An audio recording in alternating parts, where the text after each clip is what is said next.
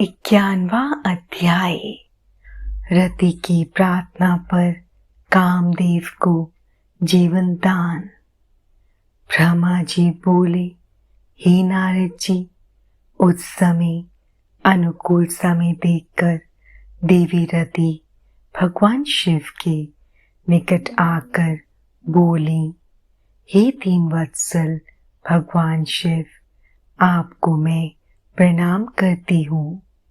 देवी पार्वती का पानी ग्रहण करके आप निश्चय ही लोकहित का कार्य किया है। देवी पार्वती को प्राणवल्लभा बनाने से आपके सौभाग्य में निश्चय ही वृद्धि हुई है। आपने तो पार्वती का वरण कर लिया है, परंतु भगवान मेरे पति कामदेव की क्या गलती थी। उन्होंने तो लोक कल्याण वश में सभी देवताओं की प्रार्थना मानकर आपके हृदय में पार्वती के प्रति आसक्ति पैदा करने हेतु ही कामबाणों का उपयोग किया था। उनका ये कार्य तो इस संसार को तारकासुर नामक भयानक और दुष्ट असुर से मुक्ति दिलाने के लिए प्रेरित करना था। वे तो स्वार्थ से दूर थे, फिर क्यों आपने उन्हें अपनी क्रोध अग्नि से भस्म कर दिया।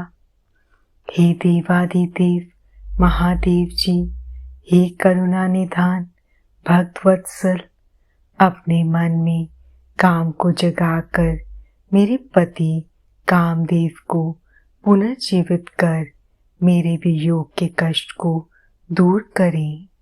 आप तो सबकी पीड़ा जानते हैं। मेरी पीड़ा को समझकर मेरे दुख को दूर करने में मेरी मदद कीजिए। भगवान, आज जब सबके हृदय में प्रसन्नता है तो मेरा मन क्यों दुखी हो।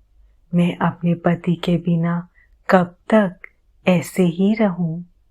भगवान, आप तो दीनों के दुख दूर करने वाले हैं। अब आप अपनी कही बात को सच कर दीजिए। भगवान, इस त्रिलोक में आप ही मेरे इस कष्ट और दुख को दूर कर सकते हैं। प्रभु, मुझ पर दया कीजिए और मुझे भी सुखी करके आनंद प्रदान कीजिए। भगवान, अपने विवाह के शुभ अवसर पर मुझे भी मेरे पति से हमेशा के लिए मिलाकर मेरी विरह वेदना को कम कीजिए। महादेव जी, मेरे पति कामदेव को जीवित कर मुझ दीन दासी को कृतार्थ कीजिए। ऐसा कहकर देवी रति ने अपने दुपट्टे की गांठ में बंधी अपने पति कामदेव के शरीर की भस्म को भगवान शिव के सामने रख दिया और जोर जोर से रोते रोते भगवान शिव शंकर से कामदेव को जीवित करने की प्रार्थना करने लगी। देवी रति को इस प्रकार रोते हुए देखकर वहां उपस्थित सरस्वती आदि देवियां भी रोने लगी और सब भगवान शिव से कामदेव को जीवन दान देने की प्रार्थना करने लगी। इस प्रकार देवी रति के बार बार प्रार्थना करने हेतु और स्तुति करने पर भगवान शिव प्रसन्न हो गए और उन्होंने रति के कष्टों को दूर करने का निश्चय कर लिया।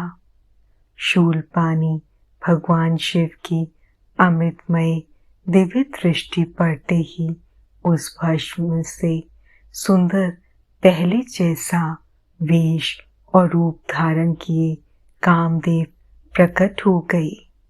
अपने प्रिय पति कामदेव को पहले की भांति सुंदर और स्वस्थ पाकर देवी रति की प्रसन्नता की कोई सीमा ना रही। वे कामदेव को देखकर बहुत प्रसन्न हुई और उन्होंने दोनों हाथ जोड़कर भगवान शिव को नमस्कार किया और उनकी स्तुति करने लगी। दोनों पति पत्नी कामदेव और रति बार बार भगवान शिव के चरणों में गिरकर उनका धन्यवाद करके उनकी स्तुति करने लगे। उनकी इस प्रकार की कई स्तुति से प्रसन्न होकर भगवान शिव बोले, हे काम और रति, तुम्हारी इस स्तुति से मुझे बहुत प्रसन्नता हुई है। मैं बहुत प्रसन्न हूँ। तुम जो चाहो मनवांछित वस्तु मांग सकते हो। भगवान शिव के ये वचन सुनकर कामदेव को बहुत प्रसन्नता हुई। उन्होंने दोनों हाथ जोड़कर और सिर झुकाकर कहा, हे भगवान, यदि आप मुझ पर प्रसन्न हैं तो पूर्व में मेरे द्वारा किए गए अपराध को क्षमा कर दीजिए और मुझे वरदान दीजिए कि आपके भक्तों से मेरा प्रेम हो और आपके चरणों में मेरी भक्ति हो। कामदेव के वचन सुनकर भगवान शंकर बहुत प्रसन्न हुए और बोले, तथास्तु। जैसा तुम चाहते हो वैसा ही होगा। मैं तुम पर प्रसन्न हूँ। तुम अपने मन से भय निकाल दो। अब तुम भगवान श्री हरि विष्णु के पास जाओ। तत्पश्चात कामदेव ने भगवान शिव को नमस्कार किया और वहां से बाहर चले गए। उन्हें जीवित देखकर सभी देवता बहुत प्रसन्न हुए और बोले कि कामदेव, आप धन्य हैं। महादेव जी ने आपको जीवन दान दे दिया। तब कामदेव को आशीर्वाद देकर विष्णु पुनः अपने स्थान पर बैठ गए। उधर भगवान शिव ने अपने पास बैठी देवी पार्वती के साथ भोजन किया और अपने हाथों से उनका मुंह मीठा किया। तत्पश्चात शैलराज की आज्ञा लेकर शिवजी पुनः जनवासी में चले गए।